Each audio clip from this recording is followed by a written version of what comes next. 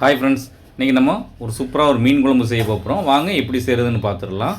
வீடியோக்குள்ளே போக முன்னாடி நம்ம சேனலில் ஃபஸ்ட் டைம் பார்த்திங்கன்னா சப்ஸ்கிரைப் பண்ணிவிடுங்க. பக்கத்தில் இருக்க பெல் ஐக்கானையும் கிளிக் பண்ணிக்கிடுங்க. அப்போ தான் நான் போடக்கூடிய வீடியோஸ்லாம் உடனுக்குடன் நோட்டிஃபிகேஷன் வரும். வாங்க வீடியோக்குள்ளே போகலாம். நான் இன்றைக்கி வரி முட்டி மீன் வாங்கி வச்சுருக்கேன். இதை நல்லா க்ளீன் பண்ணி எடுத்துக்கலாம்.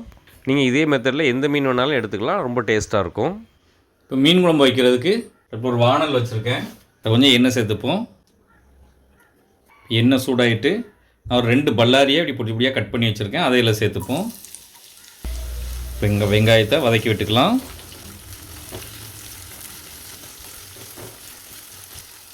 இந்த அளவுக்கு வெங்காயத்தை வதக்கிட்டோம். நான் ஒரு தக்காளியை இப்படி கட் பண்ணி வச்சுருக்கேன் பொடி பொடியாக, அதை இதில் சேர்த்துப்போம். இதையும் சேர்த்து நல்லா வதக்கி விட்டுருவோம்.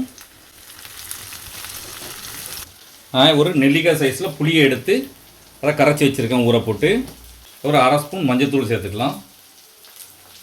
இதுலேயே 2 ஸ்பூன் அளவுக்கு குழம்பு மசாலா தூளை போட்டுக்கலாம். தேவையான அளவு உப்பு சேர்த்துக்கலாம். நல்லா மிக்ஸ் பண்ணி விட்டுருவோம்.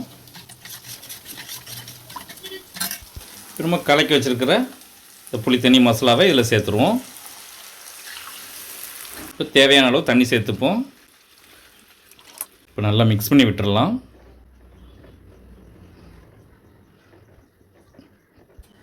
இப்போ உப்பு புளிப்புலாம் செக் பண்ணிக்கலாம். கொஞ்சம் தண்ணி சேர்த்துப்போம், புளிப்பு கொஞ்சம் கூட இருக்குது. இப்போ உப்பு உரப்புலாம் கரெக்டாக இருக்குது. இப்போ நம்ம நல்லா கொஞ்சம் கொதிக்க விட்டுருவோம். இப்போ மசாலா புளி எல்லாமே நல்லா கொதித்து நல்லா பச்சை வாசனெலாம் போய் நல்லா இதாகி வந்துட்டு, இப்போ நம்ம கழுவி வச்சுருக்க மீனை இப்போ இதில் சேர்த்துடலாம்.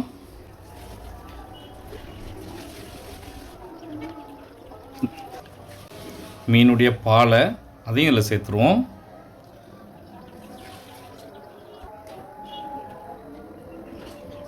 எல்லா மீனையும் சேர்த்துட்டோம்.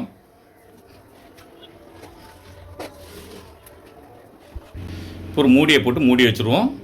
இது நல்லா கொதித்து மீன் வெந்து வரட்டு. இப்போ நல்லா கொதித்து மீனும் நல்லா வெந்து வந்துட்டு, மசாலாவும் நல்லா கொஞ்சம் கட்டியாகி வந்துட்டு குழம்பும் நம்ம தாளிச்சிருவோம்.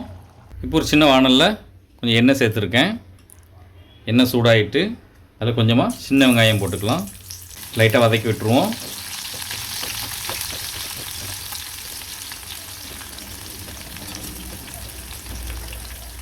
நல்லா வதக்கி நான் ஒரு 10 பல்லு பூண்டை கொஞ்சம் கட் பண்ணி வச்சுருக்கேன், இப்படி அதை இதில் சேர்த்துப்போம்.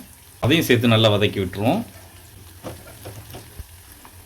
நான் 2 பச்சை மிளகாவை லேசாக கீறி வச்சுருக்கேன், அதையும் இதில் சேர்த்துருவோம். சேர்த்து எல்லாத்தையுமே நல்லா வதக்கி விட்டுருவோம். இந்த அளவுக்கு வதக்கிட்டோம். இப்போ இதில் கொஞ்சமாக சீரகம் சேர்த்துப்போம், கொஞ்சமாக வெந்தயம் சேர்த்துப்போம். இதையும் சேர்த்து நல்லா வதக்கி விட்டுருவோம். இப்போ கொஞ்சம் கருவேப்பிலை எடுத்து வச்சுருக்கேன், கருவேப்பிலையும் இதில் சேர்த்துப்போம். இந்தளவுக்கு வதக்கி விட்டோம். இப்போ இதில் ஒரு ஸ்பூன் வத்தல் தூள் சேர்த்துப்போம். இதையும் சேர்த்து நல்லா வதக்கி விட்டுருவோம். இந்த அளவு தாளிச்சிட்டோம். இப்போ நம்ம தாளித்ததை இதை மீன் குழம்புலேயே ஊற்றிடலாம்.